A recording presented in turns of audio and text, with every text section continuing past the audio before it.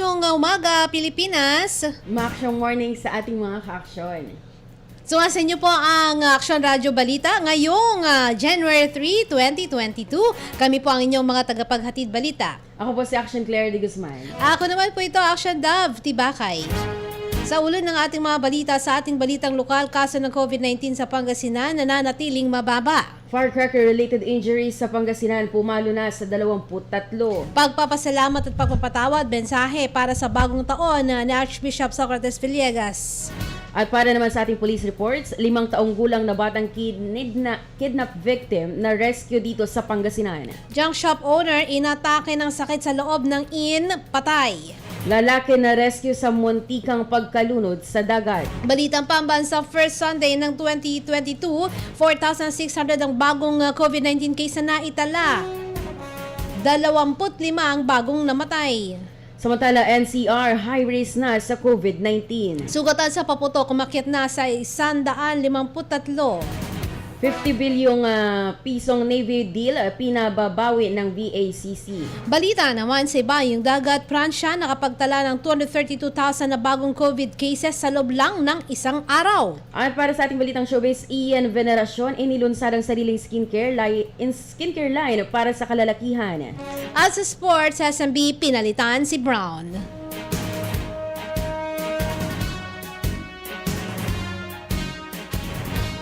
At ngayon, sa detalye ng ating balitang lokal, nananatiling mababa ang kaso ng COVID-19 na naitatala dito sa lalawigan ng Pangasinan. Sa pinakauling monitoring ng Provincial Health Office nitong January 2, 2022, 3 lamang ang naitalang confirmed case, 25 ang active case, 3 ang recoveries at walang naitalang namatay kahapon. Sa kabila pa rin ito ng tumataas ang kaso ng COVID-19 sa Metro Manila na ngayon ay inilagay sa Alert Level 3. Sa ngayon, nasa 35,626 ang total COVID-19 case sa Pangasinan, 34,378 ang recovered at 1,223 ang total death. Ang balitang ito ay hatid sa inyo ng Centrum Advance. Para sa extra resistensya at proteksyong pangbuong katawan, take Centrum Advance everyday. Ang balitang yan, hatid sa inyo ng Social Security System. Wala pang SSS account? Mag-register na sa may SSS portal sa SSS website. Ang balitang ito ay hatid sa inyo ng ACS Manufacturing Corporation, ISO certified, world-class quality. Samantala, bagamat walang patid ang naging paalala ng mga otoridad na iwasan ang paggamit ng firecrackers sa pagsalubong ng bagong taon, nakapagtala pa rin ang kapulisan ng mga biktima ng paputok. Umabot na sa 23 ang bilang ng firecracker-related injuries sa lalawigan sa pagsalubong ng bagong taon. Ayon yan sa Pangasinan Police Provincial Office o PPPO. Batay sa tala ng kapulisan, mula sa 13 mga bayan at lungsod mula ang biktima ng paputok sa Pangasinan. Nabatid kay PPPO spokesperson Lieutenant Colonel Ferdinand D. Asis na nasa 4 na individual ang nabiktima ng paputok sa bayan ng Malasiki, habang 3 naman ang naitala sa bayan ng Manawag, Asingan at Ordaneta City. Pailan-ilan lang din ang naputukan sa ibang mga bayan. Ayon kay Diasis, karamihan sa mga biktima ay nagtamo ng minor injuries, makaraang gumamit ng ipinagbabawal na boga, kwitis at Judas belt. Samantala, sa kabila nito, sinabi niya na naging maayos, payapa at matiwasay ang pangkalatang pagsalubong ng bagong taon sa Pangasinan. Sinabi niya na sa kasagsagan ng pagsalubong sa 2022, lahat ng kapulisan sa lalawigan ay nakaalerto. Gayon din ang lahat ng logistics pa ng bawat himpilan ng pulis tulad ng mobile patrols at iba pa. Samantala, pagpapasalamat at pagpapatawad ang laman ng homily ni Linggay Dagupan Archbishop Socrates Villegas para sa bagong taon. Mahalaga ani na bago maramdaman ng tunay na saya at pagbati ng Happy New Year, kailangan umanong matutong magpasalamat. Sinabi pa niya na hindi makikita ang tunay na kahulugan ng ligaya kung hindi malalaman ang ibig sabihin ng salamat. Ayon pa sa Arsobispo, hirap ang marami sa mga sa pagpapahayag ng pagpapasalamat dahil maraming sama ng loob sa puso buhat ng mga pighati at pagtataksil ng ibang tao. Sinabi ni Villegas na sa pagharap nitong bagong taon, kinakailangan ng bawat isa na matuto kung paano magpatawad, na siyang unang hakbang upang magkapagbigay ng tunay na pasalamat ng walang halong puot. Ang pagpapatawad din ani ang nagbibigay ng tunay ng gaanang loob na susi ng pagkamit ng kapayapaan para sa lahat. Samantala, pinangunahan ni Gobernador Amado Pogi A. Espino III ang pamamahagi ng mahigit 11 million pesos na livelihood assistance ng pamahalang panlalawigan para sa 67 kooperatiba at micro, small and medium enterprises o MSMEs ngayong December 31. 11 million plus po ngayon. Medyo ito po ang pinakamalaki na ibibigay po ng provincial government.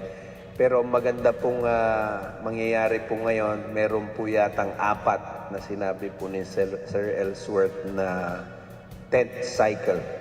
So makaka-receive yun ng 250. Imagine, yung 4 po na yun ng 10th cycle, tagto 250, that is already 1 million. Maliban sa 4 na grupo na nasa 10th cycle na ay may 18 pang bagong kooperatiba para sa batch na ito habang ang ilan ay nasa 2nd, 3rd, 4th, 5th, 6th, 7th, 8th, and 9th cycle na. Next year, mag-11 cycle na po kayo, mapapaabot po natin ng siguro 300,000 na. Ano po ba ang target natin? 1 milyon, di ba? Bawat isa. Hindi po ganito kalaki ang ipapaabot po sa inyo kung hindi po kayo nagbabayad o binabalik sa amin. Pangasinan Governor Amado Pogi A. Espino. Muling nagpasalamat din si Governor Pogi sa suporta ng mga kooperatiba at MSMEs sa programang ito ng pamahalang panlalawigan na layuning palakasin ang negosyo at kabuhayan ng mga Pangasinense. This program is based upon the trust and confidence and at the same time, yung pagsunod po natin sa mga obligasyon po natin. Kayo po ang nagpapalakas sa programang ito. Kaya nga po karapat-dapat na dagdagan ng cycle at dagdagan po ang perang kailangan utangin. Matatandaan din na dahil sa pandemyang COVID-19 ay ipinatupad ni Governor Pogi ang zero interest rate para tulungang makabangon ng tuluyan ang negosyo ng mga benepisyaryo ng LAP. Hinikayat din ni Governor Pogi ang mga benepisyaryo na maging kabalikat ng probinsya sa pagbabantay sa kanilang pamilya upang maiwasan ang pagdami ng kaso ng COVID-19. Ang distribusyon ang ika-5 batch para sa taong ito at may pinakamalaking kabuuang halaga mula nang inilunsad itong programa noong 2008 sa administrasyon ni dating Governor Amado P. Espino Jr. kasama ni Governor Pogi sa programa sina Provincial Administrator Nimrod Camba at Provincial Population Cooperative Livelihood and Development Officer Ellsworth Gonzales.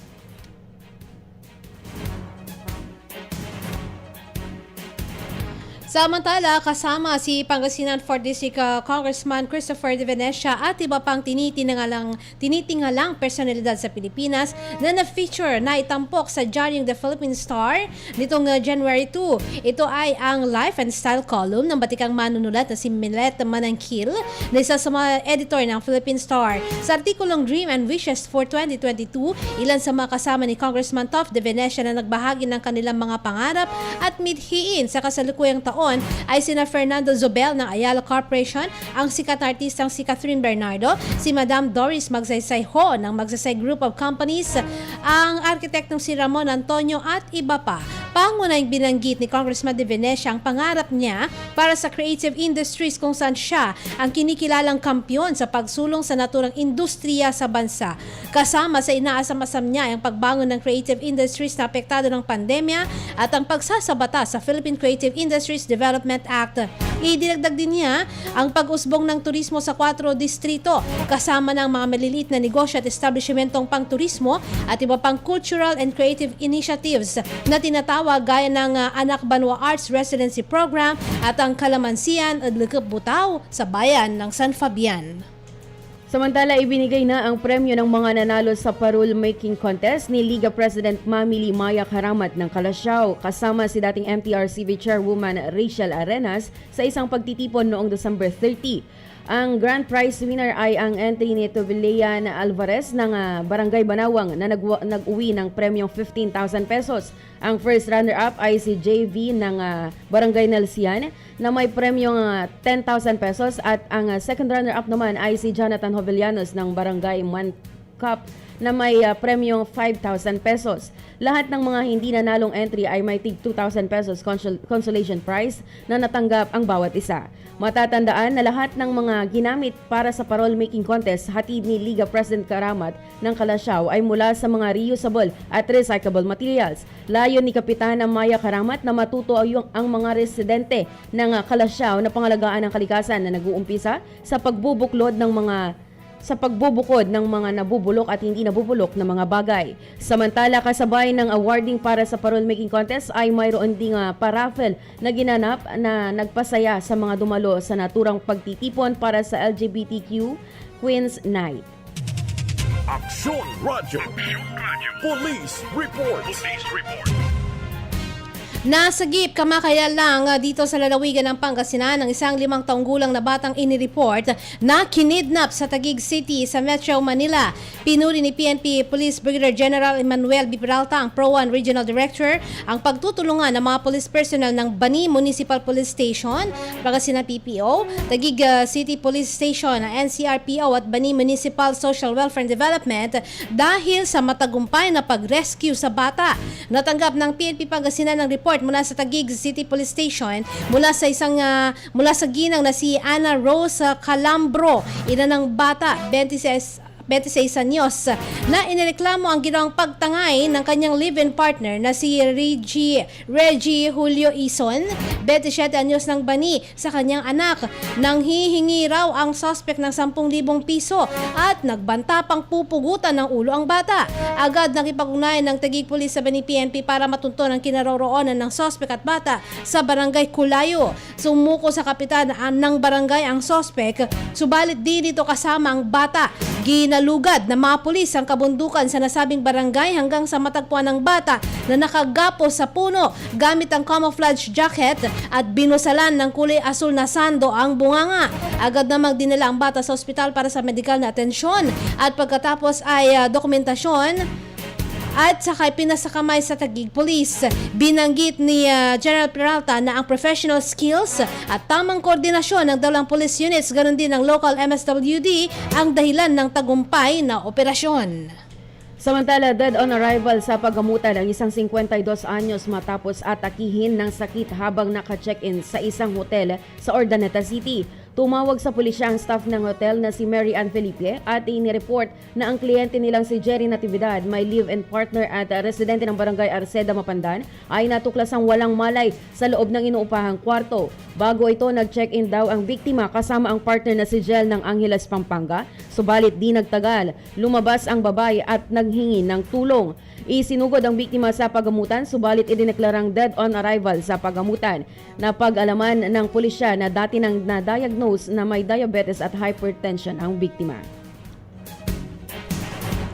Samantala, nailigtas sa posibleng pagkalunod sa dagat ang isang 27 anyos na lalaki sa bayan ng Binmalay. Habang naglalangoy sa dagat sa bahagi ng Barangay San Isidro, ay tinangay ng malaking alon ng biktimang si Gary Aguilion, residente ng Barangay San Juan, San Carlos City. Agad namang nakahingi ng saklol ang pamilya ng biktima sa naka-duty na Task Force Baywalk sa pamumuno ni Police Corporal Alberto Simon Ferrer at Patrolman Ray Manandeg. Ganon din ang mga residente naroon sa lugar. Samantala, huli ang isang 32 anyos na magsasaka matapos matsyempuhan ng mga pulis na may bit-bit na baril sa bayan ng Bulinaw. Nagre-responde ang mga pulis na natanggap na impormasyon hinggil sa insidente ng pamamaril sa Castellanos Compound sa Barangay Sampaloc nang makasalubong nila ang suspect na si Raymond Doliaga, residente ng Barangay San Roque na nakatayo sa crime scene. Kita ang hawakan ng baril na nasa kanyang sling bag, dahilan para arestuhin ito. Kinumpiska ang dala nitong baril na isang kalibre 45, 2 magazine at 2 bala ng naturang baril. Samantala, dinakip naman ang 3 katao dahil sa illegal na sabong sa bayan ng Basista. Sa isinagawang anti-illegal gambling operation ng mga pulis sa Barangay Diaz, nadakip sina Freddy the Twin, magsasaka, Sherwin Agustin, driver, at Brando the Twin, tubero na paong residente ng Barangay Vacante, Bautista, Pangasinan. Naabutan ang mga ito na naroon sa tupadahan at namumusta habang ang iba ay nakatakbo. Kabilang sa nakumpiska sa ang apat na panabong na manok, 4 na gaff o ang tari at bet money na mahigit sa 500 piso. Sa ating balitang pambansa, first Sunday ng 2022, 4,600 ang bagong COVID-19 cases na naitala, 25 ang bagong patay. At ang NCR nasa high risk sa COVID-19. Ang detalye ng balitang yan at iba pa sa ating pagbabalik. Ang tubig ay buhay. Pangalagaan natin ito. Panatilihing malinis at maayos ang daloy nito. Ang mensaheng yan at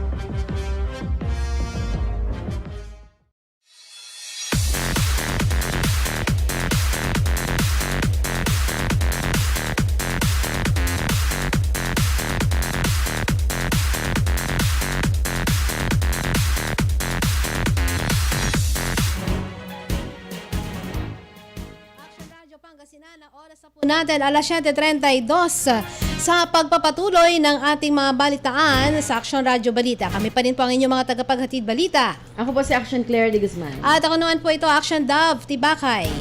Mula sa 3,617 sa unang araw ng bagong taon kahapon, tumaas sa 4,600 na bagong COVID-19 cases ang naitala sa Pilipinas.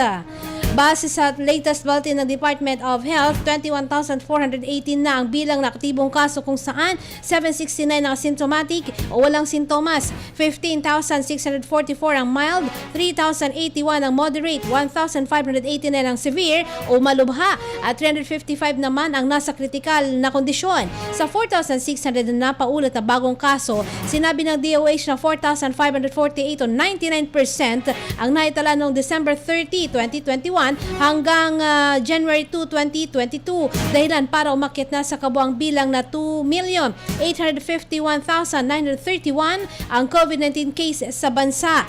Ayon ang mga rehiyon na mayroong pinakamaraming naitalang bagong kaso sa nakalipas na 2 linggo ay ang National Capital Region na may 3,279 infections, ang Region 4A na may 676 at Region 3 na may 252. Sinabi rin ng DOH ng recoveries sa ngayon ay pumalo sa 535 kaya umakyat naman sa kabuang bilang nito sa 2,778,943. Ang bagong fatalities naman ay 25 kaya ang death toll sa ngayon ay pumalo na sa 51,570. Sa kaugnay na balita, nasa high-risk classification na sa COVID-19 ang National Capital Region o NCR. Kasunod na rin ng patuloy na pagtaas ng reproduction number at positivity rate sa rehiyon. Kasabay nito, tumaas din ang hospital bed occupancy sa 41% kumpara noong nakaraang linggo. Batay sa ulat ng Octa Research Group, nasa 4.05 ang reproduction number sa NCR na naitatalang pinakamataas simula noong April 1 noong 2020. Ang reproduction number ay ang bilang ng mga taong maaaring ihawa ng isang pasyenteng may COVID-19. Ang reproduction number na 4.05 ay indikasyon na bumibilis ang hawaan ng virus sa NCR. Sa isang tweet, sinabi ni Octa Research Fellow Dr. Guido David na nasa 2,530 na bagong kaso ng sakit na ang naitala sa NCR noong New Year's Day na pinakamataas sa loob ng 3 buwan o simula noong October 10, 2021.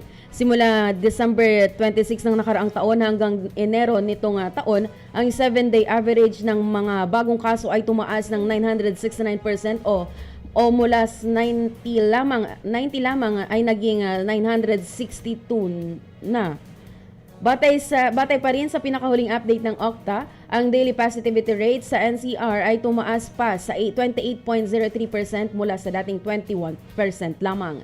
Samantala, inirekomenda ng OCTA na sa pamahalaan na muling ilagay ang NCR sa bubble system upang mapigilan ang posibleng pagkakaroon muli ng COVID-19 surge. Nabatid naman na ang bilang ng mga okupadong hospital beds para sa mga COVID-19 patients sa NCR ay tumaas mula sa 1,381 lamang noong December 24 ay naging 1,942 na noong December 31. Sinabi pa ni David na umaasa silang makatutulong ang pagsasailalim muli sa NCR sa Alert Level 3 mula Enero 3 hanggang 15 ngayong taon para mapigilan ang higit pang pagkalat ng bagong COVID-19 infections. Samantala, mas dumami ang mga nagpaputok nitong lumipas sa pagsalubong sa bagong taon. Sa kabila ito ng panawagan ng pamahalaan na umiwas dito, makarang umakyat sa 153 ang kabuang individual na nasa buga ng paputok. Ayon sa Department of Health, nitong January 2, nadagdagan pa ng 68 ang bilang ng mga naputukan. Mas mataas ang 153 na kaso ng 32% kumpara sa 116 na kaso noong 2020. Pinakamarami ang naputukan sa Metro Manila na may 16 na cases o 39%, kasunod ang Region 1 at Region 6 na may tig 22 kaso. Ikatlo ang Region 3 na may 12, tig-6 sa Regions 5, 7 at ARMM, tig-5 kaso mula sa Region 2 at sa Calabarzon, 4 sa Region 12, 3 sa CAR at tig-1 sa Region 9 at 11. Mayorya o 113 sa 153 o katumbas ng 74% ay pawang mga lalaki ang naging biktima ng paputok. May 15 sa mga biktima ang kailangang putulan ng parte ng katawan, 102 ang hindi kailangang maputulan, 30 ang nagtamo ng pinsala sa mata. Pangunahing gamit ng mga biktima, ang kwitis na may 35 kaso, boga 15, luces 12, triangulo 10, habang 24 ang di pa mabatid kung anong uri ng paputok ang ginamit. Wala pa namang naiulat na biktima ng stray bullet at paglunok ng paputok sa mga bata.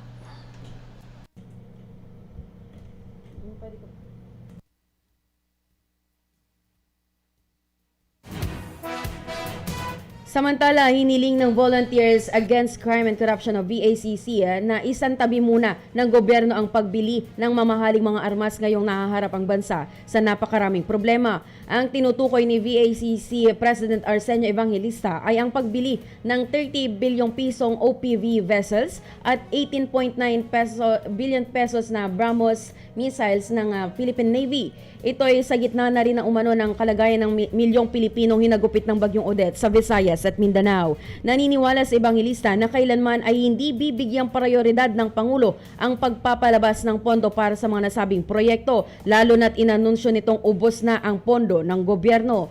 Pagbibigay diin ni Evangelista na sa ganitong sitwasyon napakahirap i-justify ng pagbili ng napakamahal na barko ng Navy at hypersonic missiles na hindi naman magagamit laban sa Chinese Navy. Sinabi rin ni Evangelista na ilang araw bago ang pananalasa ni Odette ay naglabas ng ang DBM ng 3.75 bilyong piso bilang down payment sa 2 barko.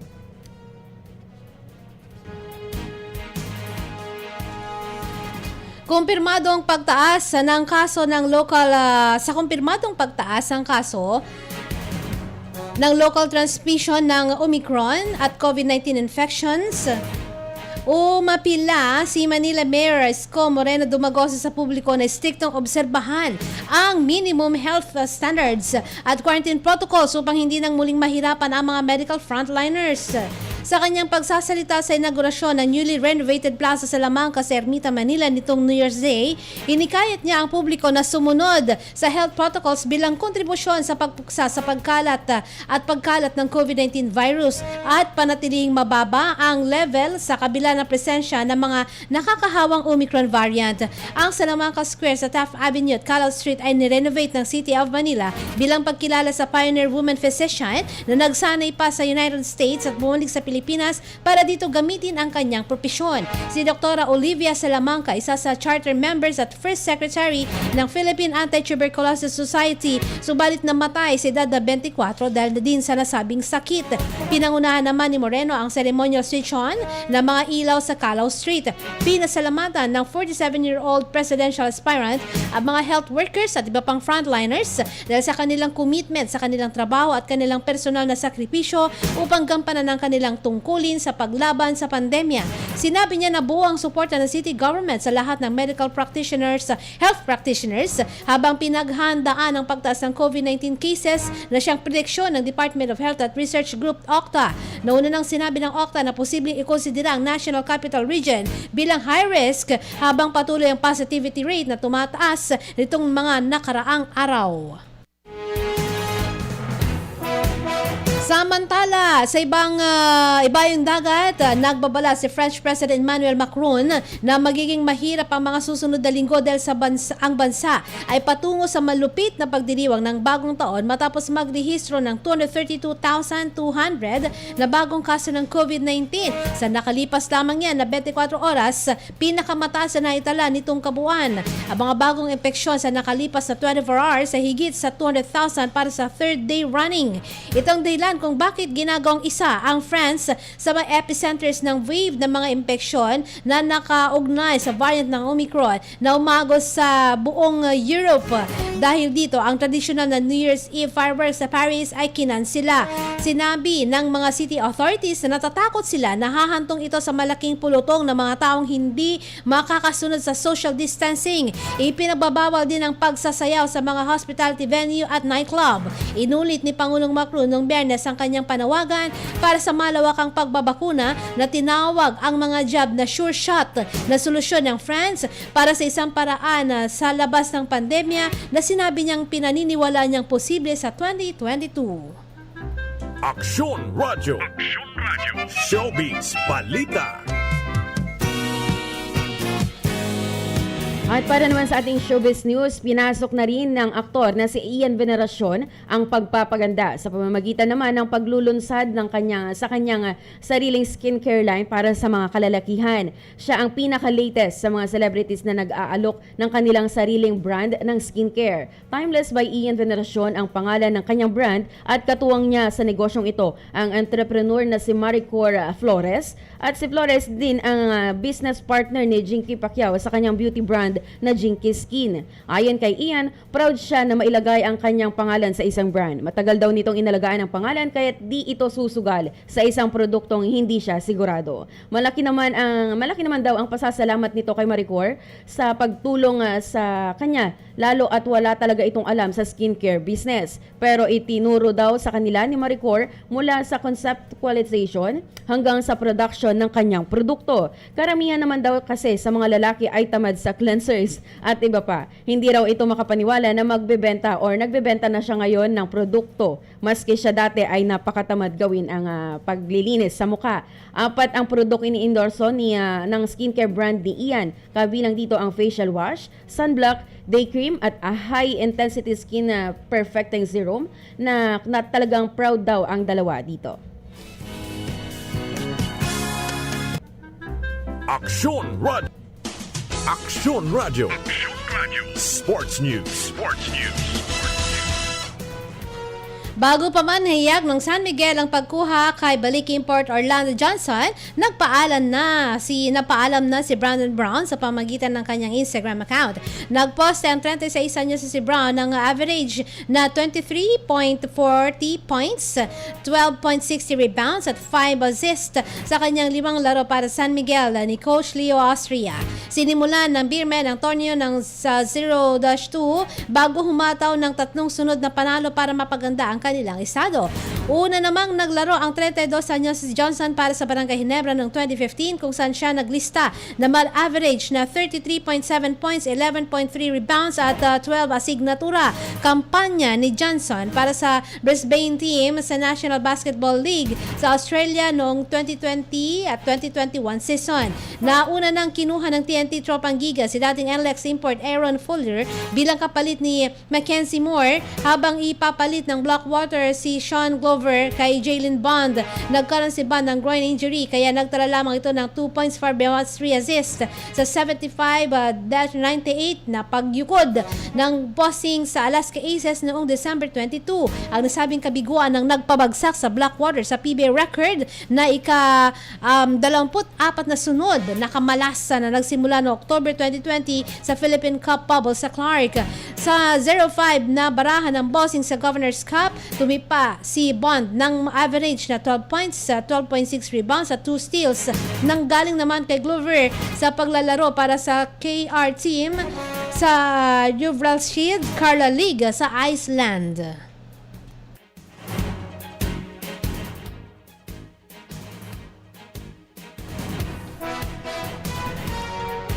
At inyo pong napakinggan ang kalipunan ng ating mga balita dito pa rin sa Aksyon Radyo Balita. At yan, maraming salamat po sa pagsama sa amin sa programang ito ng Aksyon Radio Pangasinan. Samantala, batiin po natin ang mga tumutok sa atin sa Facebook Live. Si Ma'am Rosario Montemayor Pasyon, good morning din po ma'am, Happy New Year. Parang gusto ko na lang laging sabihin yung Happy New Year. Oh, sige, dapat ganun lang. Hanggang 31 yun ma'am, hanggang 30. Markahan ko yan. At kay Ma'am Delia Cabais, good morning Ma'am Claire. O, tingnan mo pati si Ma'am Delia Cabais, ma'am, Happy New Year po mga ma'am, sabi niya. Hello po sa inyo. Oo, dapat ganun talaga sumunod ka. Sir Alan Rosario Fabiana, maaksyong morning po sa inyo. Sige, i-weigh po natin sila, no? Pero alam niyo naman kung saan yung puso ninyo. Sir Ben Gab Hovelianos, good day po sa inyo. Ako na mag-Happy New Year sa inyo. Sir Mel Aguilar, watching from Itogon, Benguet. Good morning po sa inyo. Ayan, sobrang lamig siguro, no? Naninigas sa lamig yan dyan. Good morning. Thank you po sa panonood ninyo.